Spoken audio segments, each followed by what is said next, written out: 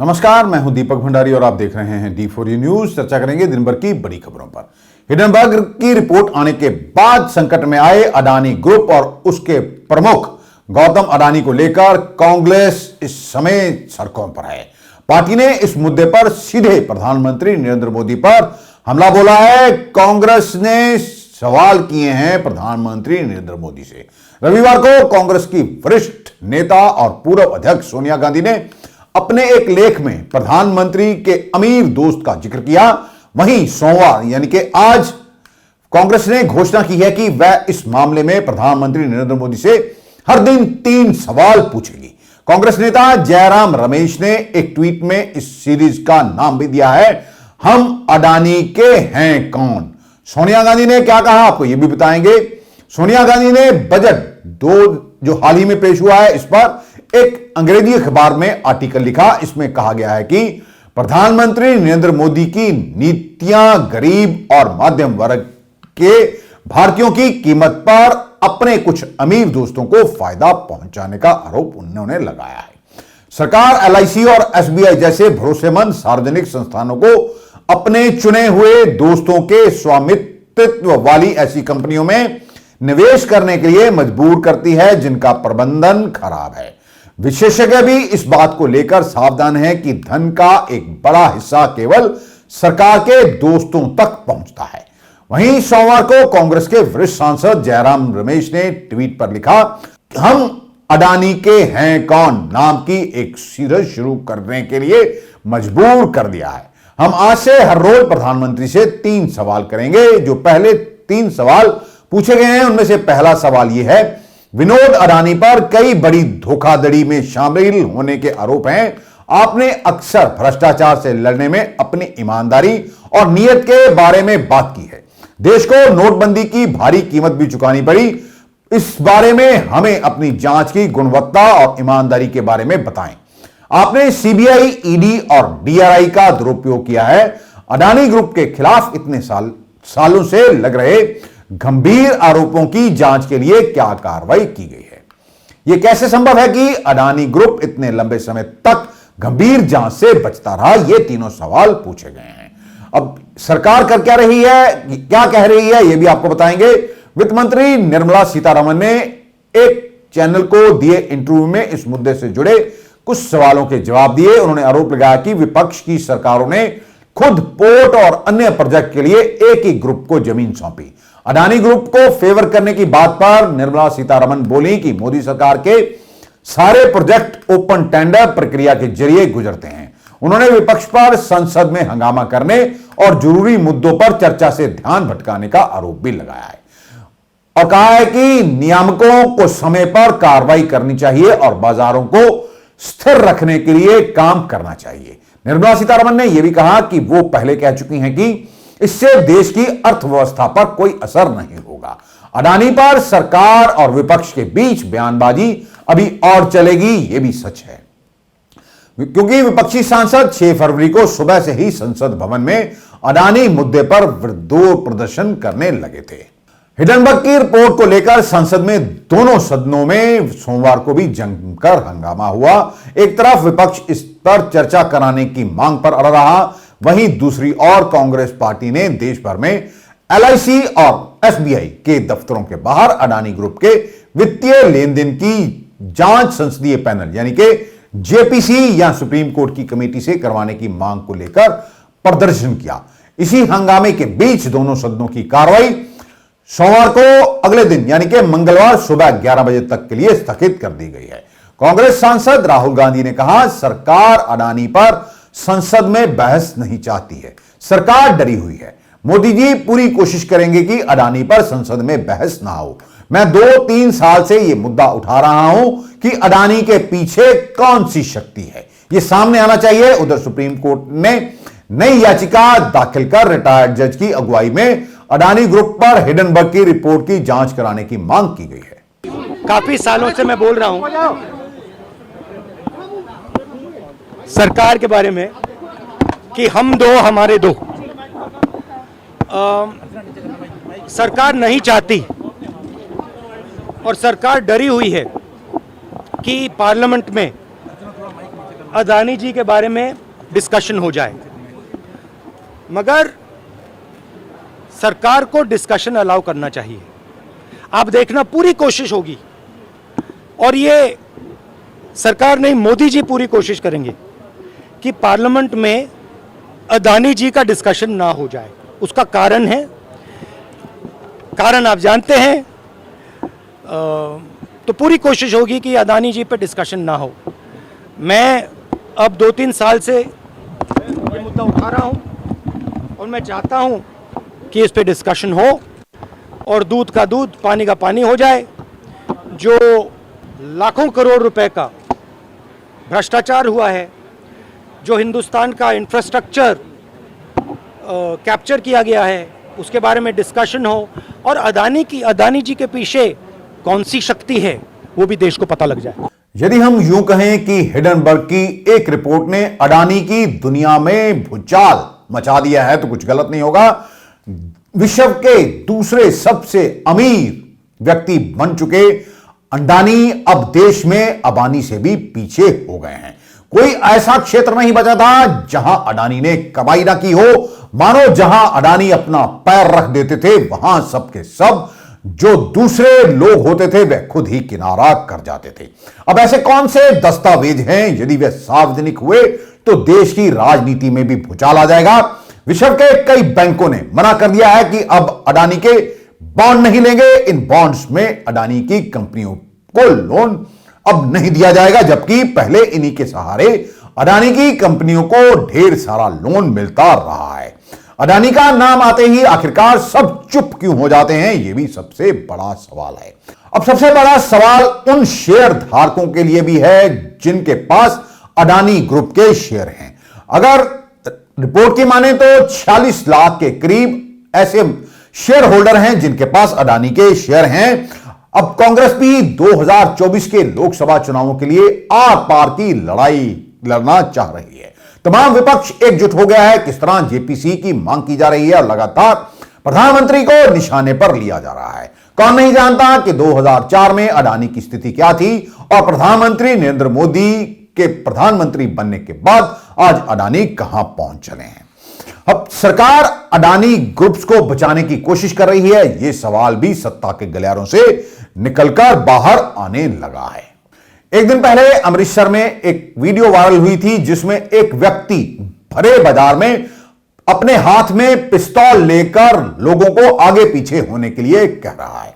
Video viral हुई, मामला police में जा पहुंचा और डीजीपी और अमृतसर के पुलिस कमिश्नर ने इसका संज्ञान लिया। अब कैंटोनमेंट थाने में इस व्यक्ति पर मामला दर्ज हो चुका है। अब देख सकते हैं कि काला सलवार कमीज पहने हुए यह व्यक्ति, सिर पर इसने पीले रंग की पगड़ी पहनी हुई है, किस तरह पिस्तौल को हवा में लहरा रहा है, जबकि सरकार की ओर से पाबंदी लगाई जा चुकी है कि कोई भी अपने हथियारों की सार्वजनिक तौर पर प्रदर्शनी नहीं करेगा। कैंटोनमेंट थाने में इसके खिलाफ मामला दर्ज कर लिया गया है और इस्लामाबाद फाटक के आसपास लगे सीसीटीवी कैमरों को खंगालने की कोशिश पुलिस की ओर से की जा रही है। यह घटना उन लोगों के लिए भी संदेश है जो लोग हवाबाजी में इस तरह के कारनामे करते हैं। अब पुलिस इसे पकड़ने के बाद ही यह पता लग पाएगा कि जो पिस्तौल इसने लहराया था वह वैध है या अवैध है। यह पिस्तौल इसने कब से खरीदा और आखिरकार इसका धंधा क्या है। इस घटना में इसकी सफेद रंग की गाड़ी भी साफ दिखाई दे रही है। देश भर में अडानी के खिलाफ प्रदर्शन हो रहे हैं। अमृतसर में भी हिडनबर्ग की रिपोर्ट आने के बाद अडानी ग्रुप्स के शेयरों में आई गिरावट और एसबीआई और एलआईसी को हुए नुकसान के खिलाफ कांग्रेस ने भाजपा सरकार के खिलाफ प्रदर्शन किया। कांग्रेस की शहरी इकाई ने माल रोड स्थित एलआईसी ऑफिस के बाहर भाजपा विरोधी नारे लगाए। इस दौरान कांग्रेस ने भाजपा को दोस्तों के लिए देश को बेचना बंद करो, सूट बूट वालों देश चलाना बंद करो जैसे नारे भी लगाए। ਅਸੀਂ ਜਿਹੜਾ ਸਿਰਫ ਬੀਜੇਪੀ ਸਰਕਾਰ ਦੇ ਖਿਲਾਫ ਪ੍ਰਦਰਸ਼ਨ ਕਰ ਰਹੇ ਹਾਂ ਕਿ ਜਿਹੜਾ ਵੱਡੇ ਘਰਾਣੇ ਜਿਹੜੇ ਕੋਈ ਚੰਦ ਕੋ ਅਡਾਨੀ ਅੰਬਾਨੀ ਨੀਰਵ ਮੋਦੀ ਜਿਹੜੇ ਆਲਰੇਡੀ ਇਹਨਾਂ ਚੋਂ ਕਈ ਲੋਕ ਵਿਜੇ ਮਾਲਿਆ ਵਰਗੇ ਬੰਦੇ ਜਿਹੜੇ ਬਾਹਰ ਹਿੰਦੁਸਤਾਨ ਛੱਡ ਕੇ ਚਲੇ ਗਏ, ਅੱਜ ਤੱਕ ਉਹਨਾਂ ਦੇ ਕੋਈ ਕਾਰਵਾਈ ਹੋਈ ਨਹੀਂ ਔਰ ਹੁਣ ਇਹ ਜਿਹੜੇ ਲੋਕ ਰਹਿ ਗਏ ਨੇ ਅੱਜ ਇਹਨਾਂ ਤੇ ਵੀ ਕੋਈ ਮੋਦੀ ਸਰਕਾਰ ਕੋਈ ਕਾਰਵਾਈ ਨਹੀਂ ਕਰ ਰਹੀ। ਮੈਨੂੰ ਜੋ ਲੱਗਦਾ ਹੈ कि ये मोदी साहब 2024 ਦੇ ਪਤਾ ਹੈ ਕਲੀਅਰ ਹੈ ਕਿ ਇਲੈਕਸ਼ਨ ਹਾਰਨ ਵਾਲੀ ਹੈ ਬੀਜੇਪੀ ਔਰ ਕਾਂਗਰਸ ਦੀ ਸਰਕਾਰ ਬਣਨ ਵਾਲੀ ਹੈ। ਇਹ ਆਪਣਾ ਆਉਣ ਵਾਲਾ ਫਿਊਚਰ ਮੋਦੀ ਜੀ ਜਿਹੜਾ ਬਾਹਰ ਬਤਾਉਣਾ ਚਾਹੁੰਦੇ ਨੇ, ਇਹ ਪੈਸਾ ਬਾਹਰ ਸ਼ਿਫਟ ਕਰ ਰਹੇ ਨੇ ਆਪਣੇ ਯਾਰਾਂ ਦੋਸਤਾਂ ਦੇ ਰਾਹੀਂ ਕਿ ਮੈਂ ਉੱਥੇ ਜਾ ਕੇ ਸ਼ਾਹੀ ਠਾਠ ਫਾਠ ਦੀ ਜ਼ਿੰਦਗੀ ਜੀ ਸਕਾਂ ਜੋ ਲੱਗ ਰਿਹਾ। ਨਹੀਂ ਤੇ ਕੋਈ ਅੱਜ ਤੱਕ ਇਦਾਂ ਦਾ ਪ੍ਰਧਾਨ ਮੰਤਰੀ ਨਹੀਂ ਆਇਆ ਜਿਹਨੂੰ ਨਜ਼ਰ ਆਉਂਦਾ ਹੋਵੇ ਕਿ ਅੱਜ ਹਿੰਦੁਸਤਾਨ ਦਾ ਪੈਸਾ ਡੁੱਬ ਰਿਹਾ, ਸਰਕਾਰੀ ਦਾਇਰਿਆਂ ਦਾ ਪੈਸਾ ਡੁੱਬ ਰਿਹਾ ਔਰ ਉਹਨਾਂ ਦੀ ਕੋਈ ਇਨਕੁਆਇਰੀ ਨਾ ਹੋ ਰਹੀ ਹੋਵੇ, ਕੋਈ ਪੁੱਛਗਿੱਛ ਨਾ ਹੋ ਰਹੀ ਹੋਵੇ। ਜੇ ਕੋਈ ਆਪੋਜੀਸ਼ਨ ਲੋਕ ਸਭਾ ਜੇ ਕੋਈ ਆਵਾਜ਼ ਚੁੱਕਦਾ ਤੇ ਉਹਦੀ ਆਵਾਜ਼ ਦੱਬੀ ਜਾ ਰਹੀ ਹੈ। ਸੋ ਮੈਂ ਸਮਝਦਾ ਇਹ ਬਹੁਤ ਵੱਡਾ ਫੇਲੀਅਰ ਹੈ ਬੀਜੇਪੀ ਸਰਕਾਰ ਦਾ, ਖਾਸ ਕਰਕੇ ਨਰਿੰਦਰ ਮੋਦੀ। ਤੇ ਤੁਹਾਨੂੰ ਪਤਾ ਹੀ ਆ ਜੋ ਅਡਾਨੀ ਕਰ ਰਿਹਾ ਵਾ 15 ਲੱਖ ਕਰੋੜ ਦਾ, ਉਹ ਘਪਲਾ ਕਰਕੇ ਬਹਿ ਗਿਆ। ਇਹ ਪਤਾ ਨਹੀਂ ਗਾਹ ਕਿੰਨਾ ਆਉਣਾ ਵਾ ਜੋ ਪ੍ਰੈਸ ਕਰ ਰਹੀ ਆ। ਜੋ ਕੁਝ ਤੁਹਾਨੂੰ ਪਤਾ ਵਾ 8 ਸਾਲਾਂ ਦੇ ਵਿੱਚ ਸਭ ਕੁਝ ਆ ਲੈ ਗਏ ਨੇ। ਇਹਨਾਂ ਨੇ 에ਅਰਪੋਰਟ ਲੱਲੇ ਨੇ, ਇਹਨਾਂ ਨੇ ਇਹ ਰੇਲਵੇ ਸਟੇਸ਼ਨ ਲੱਲੇ ਆ, ਇਹਨਾਂ ਨੇ ਰਿਫਾਈਨਰੀਆਂ ਲੱਲੀਆਂ, ਇਹਨਾਂ ਨੇ ਪੋਰਟ ਲੱਲੇ ਆ। ਸਾਡੇ ਮੇਰੀ ਗੱਲ ਸੁਣੋ, ਲੋਕਾਂ ਦੇ ਬੱਚਿਆਂ ਨੇ ਕਿੱਥੇ ਜਾਣਾ ਵਾ? ਸਾਡੇ ਬੱਚਿਆਂ ਨੂੰ ਨੌਕਰੀ ਕਿੱਥੇ ਮਿਲੇਗੀ? ਤੁਹਾਨੂੰ ਪਤਾ ਵਾ ਇੰਨੀਆਂ ਨੌਕਰੀਆਂ ਤੇ ਇਹਨਾਂ ਕਰਦੀਆਂ ਪ੍ਰਾਈਵੇਟ। ਜੋ ਕੁਝ ਹੈਗਾ ਲੁੱਟ ਕੇ ਲਈ ਜਾਂਦੇ ਪਏ। ਮੋਦੀ ਸਾਹਿਬ ਨੂੰ ਸੋਚਣਾ ਚਾਹੀਦਾ ਵਾ ਵੀ ਹੁਣ ਆਪਾਂ ਕੀ ਕਰਨਾ ਵਾ। ਹੁਣ ਈਡੀ ਕਿੱਥੇ ਗਈ ਆ? ਹੁਣ ਈਡੀ ਲਿਆ ਕੇ ਫੜੋ, ਸੀਬੀਆਈ ਫੜੋ, ਇਹਨੂੰ ਫੜ ਕੇ ਪਾਓ। ਇੱਥੇ ਕਿਸੇ ਨਾਲ ਗੱਲ ਹੁੰਦੀ ਆ ਉਹਦੇ ਘਰ ਤੇ ਈਡੀ ਆ ਜਾਂਦੀ ਆ। ਹੁਣ ਈਡੀ ਦਾ ਇਹਨਾਂ ਨੂੰ ਪਤਾ ਹੈਗਾ। ਹੁਣ ਲੋਕ ਸਭਾ ਦੇ ਵਿੱਚ ਕਿਉਂ ਨਹੀਂ ਚੱਲਣ ਦਿੰਦੇ ਪਏ? ਉਹਦੇ ਪੁੱਛਣ, ਗੱਲ ਕਰਨ, ਗੱਲ ਕਰਕੇ ਜਵਾਬ ਦੇਣ। ਮੋਦੀ ਸਾਹਿਬ ਆਪਣਾ ਕਰਤੱਵ ਨਿਭਾਓ। ਲੋਕਾਂ ਦੇ ਵਿੱਚ ਲੋਕਾਂ ਨੂੰ ਦੱਸੋ ਵੀ ਮੈਂ ਇਨਸਾਫ ਕਰਾਂਗਾ, ਚੰਗੇ ਦਿਨ ਆਵਾਂਗੇ। ਇਹ ਚੰਗੇ ਦਿਨ ਆਏ, ਲੋਕਾਂ ਦੇ ਮਾੜੇ ਦਿਨ ਆ ਗਏ ਨੇ। ਚੰਗੀ ਤਰ੍ਹਾਂ ਕਰੋ, ਆ ਕੇ ਵੇਖੋ ਕੋਈ ਨਾ ਕੁਛ। ਇਹ ਦੇਸ਼ ਦਾ ਏਡਾ ਬੁਰਾ ਹਾਲ ਹੁੰਦਾ ਪਿਆ ਵਾ। ਇਹ ਦੇਸ਼ ਨੂੰ ਸੁਧਾਰੋ 2024 ਦੇ ਵਿੱਚ। ਤੁਸੀਂ ਵੇਖ ਲੈਣਾ ਇਹ ਜੋ ਕੁਛ ਕਰਦੇ ਪਏ ਲੱਭਣੇ नहीं है मोदी साहब। सुखबीर सिंह बादल आज अपनी पत्नी हरसिमरत कौर बादल के साथ श्री हरमंदिर साहब में माथा टेकने के लिए पहुंचे थे। इस दौरान उन्होंने पत्रकारों से बात की और पंजाब की इंडस्ट्रियल पॉलिसी पर आम आदमी पार्टी की सरकार को घेरा। उनका कहना है कि इंडस्ट्रियल पॉलिसी में सिर्फ रजिस्ट्री फी करके इंडस्ट्री नहीं आएगी, इसके लिए आपको इंसेंटिव देने पड़ेंगे। यही कारण है कि आने वाले दिनों में इंडस्ट्री जम्मू कश्मीर और उत्तर प्रदेश जा रही है। उन्होंने राज्य में लॉ एंड ऑर्डर की स्थिति को लेकर भी सरकार को घेरा और कहा कि पंजाब में लॉ एंड ऑर्डर की स्थिति ठीक नहीं। सभी इंडस्ट्रियलिस्ट खुद को बचाने के लिए गैंगस्टरों को पैसे भर रहे हैं। जब तक सुरक्षा का वादा नहीं होगा इंडस्ट्री राज्य में नहीं आएगी। जो हालात पंजाब दे ਇਹ ਸਰਕਾਰ ਨੇ ਬਣਾਤੇ ਹੈ, ਮੈਨੂੰ ਤਾਂ ਡਰ ਹੈ ਜੇ ਇਸ ਤਰੀਕੇ ਨਾਲ ਆ 4 ਸਾਲ ਹੋਰ ਚੱਲੀ ਤੇ ਪੰਜਾਬ ਬਿਲਕੁਲ ਹੀ ਬਰਬਾਦ ਹੋ ਜਾਣਾ। ਇਹਨਾਂ ਦੀ ਜਿਹੜੀ ਪੋਲਿਟਿਕਸ ਆਮ ਆਦਮੀ ਪਾਰਟੀ ਦੀ ਜਿਹੜੀ ਸਿਆਸਤ ਹੈ ਉਹ ਸਾਰਾ ਕੁਛ ਹੀ ਝੂਠ ਤੇ ਨਿਰਭਰ ਹੈ। ਉਹ ਝੂਠ ਬੋਲਦੇ ਹੈ, ਇਸ ਤਰੀਕੇ ਨਾਲ ਬੋਲਦੇ ਹੈ ਕਿ ਲੋਕਾਂ ਦੇ ਮਨ 'ਚ ਜਚਾ ਦਿੰਦੇ ਹੈ ਕਿ ਇਹ ਸੱਚ ਹੈ। ਪਰ ਹੁਣ ਜਦੋਂ ਪ੍ਰੈਕਟੀਕਲ ਕਰਨ ਦਾ ਕੰਮ ਆ ਗਿਆ, ਹੁਣ ਝੂਠ ਤੇ ਸੱਚ ਸਾਹਮਣੇ ਚੀਜ਼ਾਂ ਆ ਗਈਆਂ। ਮੈਂ 2-4 ਵੱਡੇ ਫੈਸਲੇ ਇਹਨਾਂ ਦੇ ਮੈਂ ਉਹਨਾਂ ਦਾ ਜ਼ਿਕਰ ਕਰਨਾ ਚਾਹੂੰਗਾ। ਇੱਕ ਤਾਂ ਇਹਨਾਂ ਨੇ ਹੁਣੀ ਜਿਹੜੀ ਇੰਡਸਟਰੀਅਲ ਪਾਲਿਸੀ ਐਲਾਨੀ ਹੈ, ਤੁਸੀਂ ਆਹ ਇੰਡਸਟਰੀਅਲ ਪਾਲਿਸੀ ਦੇਖ ਲਓ ਤੇ ਸਾਡੀ ਇਸ ਟਾਈਮ ਦੀ ਇੰਡਸਟਰੀਅਲ ਪਾਲਿਸੀ ਦੇਖ ਲਓ। ਇੰਡਸਟਰੀਅਲ ਪਾਲਿਸੀ ਦਾ ਮਤਲਬ ਕੀ ਹੁੰਦਾ ਕਿ ਆਪਾਂ ਇੰਡਸਟਰੀ ਨੂੰ ਇਨਕਰੇਜ ਕਰੀਏ ਕਿ ਪੰਜਾਬ 'ਚ ਆ ਕੇ ਇਨਵੈਸਟ ਕਰੇ। ਇੰਡਸਟਰੀ ਕਿਉਂ ਪੰਜਾਬ 'ਚ ਕਿਸੇ ਸੂਬੇ ਜਾਂਦੀ ਹੈ? ਜੇ ਉਹ ਸੂਬੇ ਵਿੱਚ ਅਮਨ ਸ਼ਾਂਤੀ ਹੋਏ, ਸੈਂਸ ਆਫ ਸਿਕਿਉਰਿਟੀ ਹੋਏ, ਉਹਨਾਂ ਨੂੰ ਰॉ ਮਟੀਰੀਅਲ ਬਿਜਲੀ ਪੂਰੀ ਮਿਲਦੀ ਹੋਏ ਤੇ ਉਹਨਾਂ ਨੂੰ ਕੋਈ ਇਨਸੈਂਟਿਵ ਦਿੱਤਾ ਜਾਏ। ਪਰ ਜਿਹੜਾ ਅੱਜ ਹਾਲਾਤ ਹੈ, ਸਾਰੇ ਇੰਡਸਟਰੀਅਲਿਸਟ ਇੰਨੇ ਇਨਸਿਕਿਉਰ ਹੈ, ਡਰੇ ਬੈਠੇ ਹੈ। ਗੈਂਗਸਟਰਾਂ ਦੇ ਉਹਨਾਂ ਨੂੰ ਟੈਲੀਫੋਨ ਆਇਆ ਤੇ ਉਹ ਪੈਸਾ ਸਾਰਿਆਂ ਨੇ ਫਰੋਤੀਆਂ ਦਿੱਤੀਆਂ। ਜਿਹੜੇ ਅਫਸਰ ਉਹਨਾਂ ਨਾਲ ਧੱਕਾ ਕਰੀ ਜਾਂਦੇ ਹੈ, ਉਹਨਾਂ ਦੀ ਕੋਈ ਮੁਸ਼ਕਿਲ ਹੈ, ਕਿਸੇ ਨੂੰ ਪਤਾ ਨਹੀਂ ਕਿਹਨੂੰ ਮਿਲਣਾ ਹੈ। पंजाब के कैबिनेट मिनिस्टर हरजोत सिंह भैंस ने आज रूपनगर के नंगल में सोमवार को सुबह एसडीएम के ऑफिस में दबिश दी। इस दौरान उन्होंने दफ्तर में कई मुलाजिमों को गैर हाजिर पाया और इसके बाद उन्होंने कई कर्मचारियों को सस्पेंड भी कर दिया है। पंजाब पुलिस की ओर से 2 अपराधियों को गिरफ्तार किया गया है। अमृतसर पुलिस ने सुखचैन सिंह जो कि मजीठा का रहने वाला है और दूसरा जो गिरफ्तार किया गया है उसका नाम है जोबनजीत सिंह उर्फ जोबन। इन दोनों से 2 पिस्तौल बरामद किए गए हैं। इनकी किस तरह जेल में एक बैठे गैंगस्टर के साथ सांठगांठ होती है, फिर उसके कहने पर ही ये दोनों बिहार से ये दोनों पिस्तौल लेकर आए थे। पुलिस की ओर से पूछताछ की जा रही है कि आखिरकार इनका गैंगस्टरों के साथ क्या संबंध है।